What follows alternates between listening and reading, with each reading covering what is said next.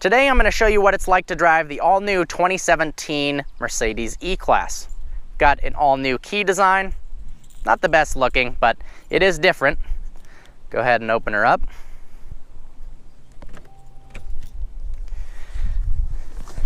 This car is all about the interior. They've taken all of the gorgeous aspects of the Mercedes S-Class, used some traits from the Mercedes C-Class, and combined it into one elegant masterpiece. Just check out the design on the seats.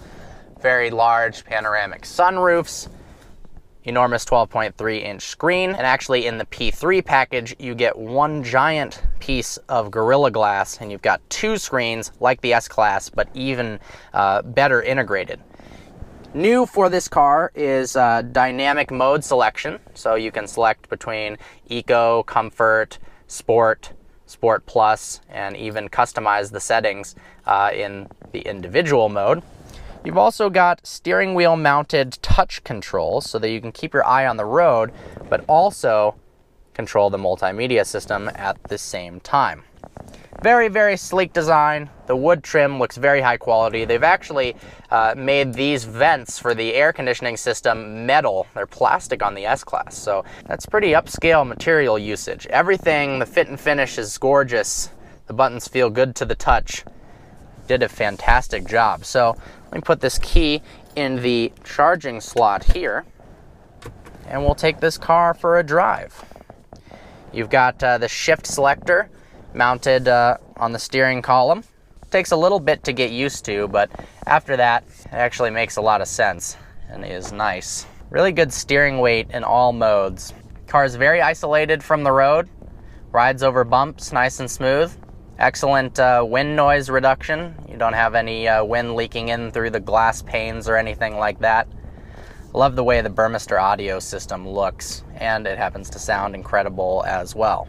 They did up the paddle response quite a bit from the 7-speed transmissions that were in the car. This is now a 9-speed transmission, so whether or not it's a marketing ploy to just have more and more speeds, yet to be seen, but certainly the tuning and the transmission response is a lot sharper with this new, what they call 9G automatic transmission. Very comfortable to drive, especially at high speeds. It's suggesting that I shift up, which I will do.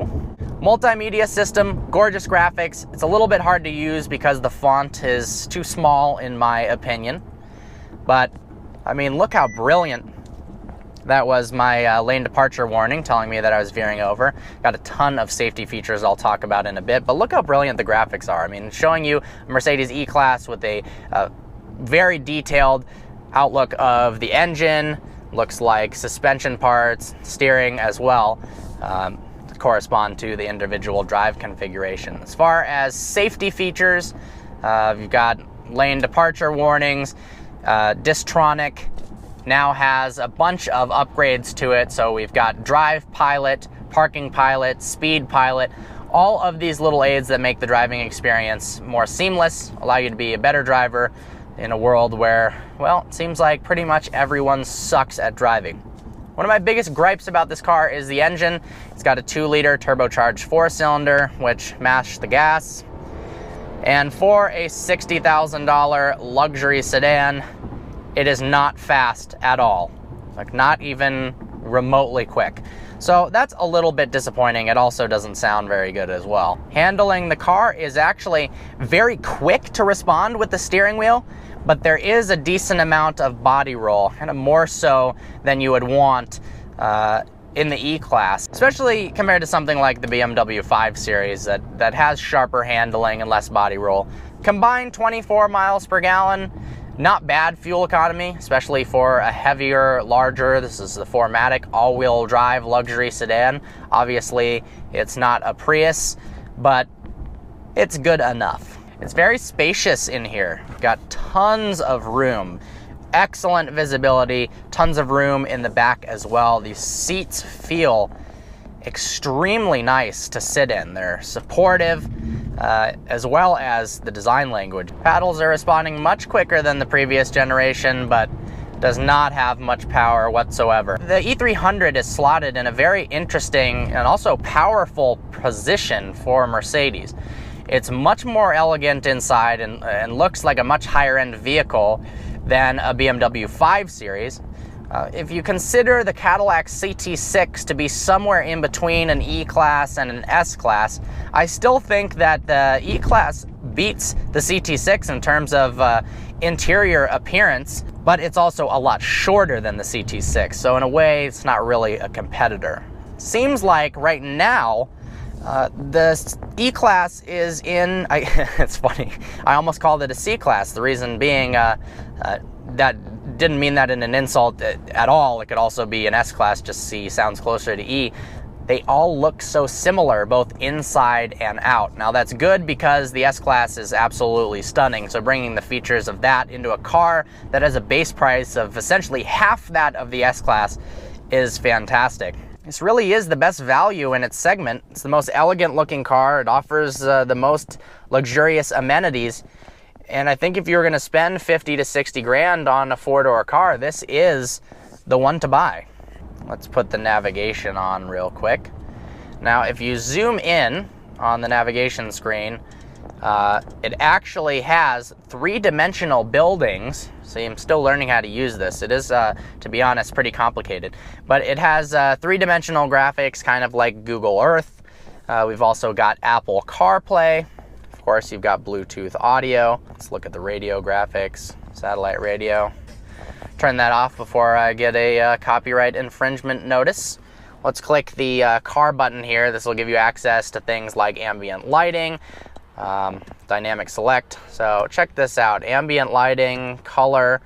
We've got 64 different color options, and look at this color wheel. That is way cool, and it even corresponds to this little graphic here. Inside the Mercedes changes colors as you select that. Just these little touches that Mercedes does, graphics-wise, make the car feel a lot more upscale than its competitors. Nobody else really does this level of detail, and I really appreciate that. You can also select the brightness. Let's see. Let's turn it all the way up to 5. I'd probably do it full blast all the time, despite looking a little bit like a nightclub in more intense colors, whatever. Nightclubs are fun. Might as well bring it to your car. I can see a little bit in the daytime. The S-Class didn't really get bright enough for you to ever notice that there was ambient lighting until it's really, really dark out. But this, I can actually see it, and it's quite sunny out. Stuck in traffic right now, and there aren't too many cars I'd rather be in than this one right here. Very, very comfortable. The air conditioning makes the car icy cold if you wanted to. I'm a little bit underwhelmed that it doesn't have cooled seats for a car of this price. But you got some other stuff to make up for it. This would be a fantastic daily driver. The Mercedes all-wheel drive system is really brilliant. The 4MATIC works incredibly well in the snow, even on higher horsepower cars. Now, it seems like everybody is switching their high-performance cars to all-wheel drive now for better traction and better year-round performance. You've got the E63S that's all-wheel drive now. Even BMW M cars, rumors have it that they're going to all-wheel drive.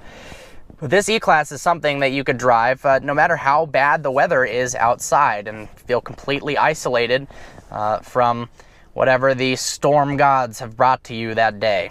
Special thanks to Chris from Mercedes of Novi, Michigan for making this possible.